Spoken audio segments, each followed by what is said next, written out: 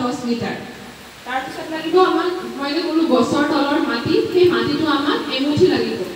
তাৰ পিছত লাগিব আমাক বেসন 2 কিলোগ্ৰাম গুড় লাগিব 1 পৰা 2 কিলোগ্ৰাম আৰু পানী লাগিব 170 বা 180 লিটাৰ এটো মানে এটা পৰিমাণ হিচাপে ধৰি দিয়া হৈছে এইখিনি কি কৰিব এই গুটেইখিনি এটা পাত্ৰত মিক্স কৰি আপোনালোকে ৰাখি দিব আৰু মাজে মাজে হেতু অকল এটা ডাইৰেকচন মানে ঘড়ীৰ কাটাটো যোনফালে ঘুৰে হেতু ডাইৰেকচন আমি দিনটো মাজে মাজে কেতিয়াবা আমি লৰাই থাকিম তো এটো আপোনাৰ হয়তো আমাৰ গৰম দিনত 24 ঘণ্টাৰ ভিতৰতে এটো ৰেডি হৈ যাব যেনেকৈ আমাৰ গৰম দিনত দৈ বনিবলৈ বেছি দিন নালাগে ন কিন্তু ঠাণ্ডা দিনত সেই দৈটো বনিবলৈ অলপ টাইম লাগে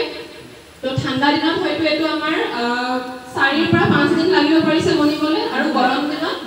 24 ঘণ্টা বা 48 ঘণ্টাৰ ভিতৰতে ৰেডি হৈ যাব তাৰ পিছত এটো আপোনালোকে পানীৰ লগত মিক্স কৰি বা যেনেকৈ পাৰে তেনেকৈ এটো আপোনালোকে স্প্ৰে কৰিব পাৰিব 15 দিনৰ মূৰে মূৰে বা এমাহৰ মূৰে মূৰে এটো আপোনাৰ স্প্ৰে কৰাৰ তেনেকা কোনো নিয়ম নাই যে মই ইমানটো স্প্ৰে